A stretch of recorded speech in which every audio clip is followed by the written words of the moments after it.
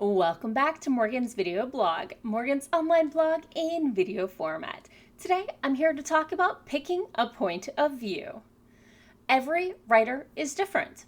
Some writers are planners and come into the story knowing exactly what the plot is, who the main character is, where they're coming from, and where they're going. Others plan a little lighter, knowing a basic plot outline and the general characters. And some just make the whole thing up as they go along. But, one thing is generally true no matter what type of writer you are.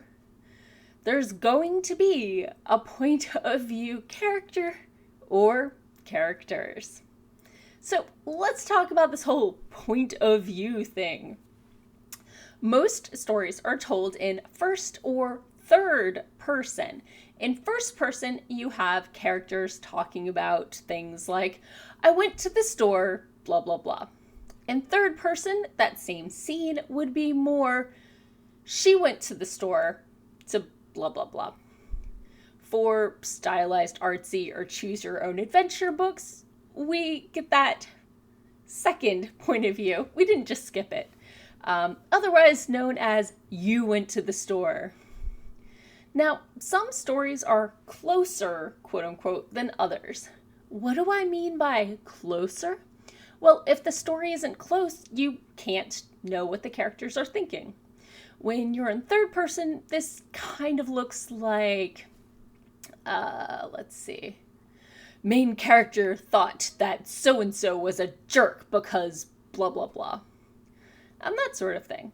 So if I was going to take that and put that in first person close, it would be a little more simplified with less hedging with so-and-so was a jerk. Why did they always whatever? But point of view is more than just which pronoun I, she, or you to use and how close you are in their heads. Some stories are told from one point of view, and others have up to a multitude of point of view characters. George R. R. Martin. So let's talk about picking this point of view.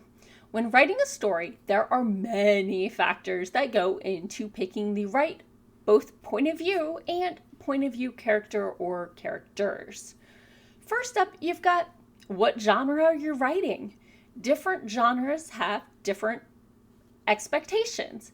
Obviously, these are not written in stone, but YA tends to be in first person. Adult science fiction and fantasy is often third person omniscient, like a narrator who can fill in world building gaps in history and stuff. Read in your genre to know what the expectations are. So step 2 for picking your point of view, how intimate is your story? First person is a lot more intimate than third, but easier to throw the reader out of the story when you get a detail wrong. Now, lots of action and dialogue is great for third person. Mental turmoil often works better in first person. Now, if your story deals with a lot of trauma, think hard about which way you want to go. Do you want to draw the reader in or get them a little distance? Third, whose story are you telling?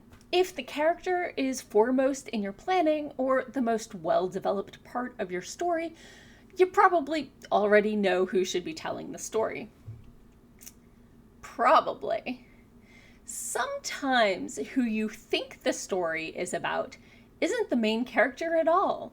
Sometimes things happening behind the quote-unquote scenes can be just as exciting as the things happening on the main stage. The world-building epic-y stuff. Fourth thing to think about when picking point of view is what does your reader need to know? Sometimes the plot needs the audience to know something that the main character won't. So add a point of view. Fifth, are you sure that your point of view character is the right choice for your world? Think about your intended point of view character in relation to what the story is actually talking about.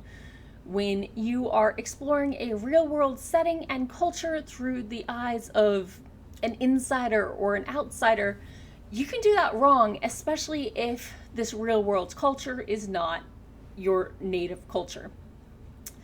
Now, I'm not telling you to, quote, stay in your lane or anything like that, but this story needs to be told with open eyes, respect for the culture you're exploring, and definitely consult people from that culture and background. There are going to be nuances that no amount of study will ever be able to convey. So just be careful and do your research. And that's basically it. Do you have a favorite point of view to read? Is it different when you're writing? And how do you pick a point of view character or characters? Let me know in the comments below. As always, thank you for watching, and tune in again next week for more writing tips and writerly musings. Bye-bye.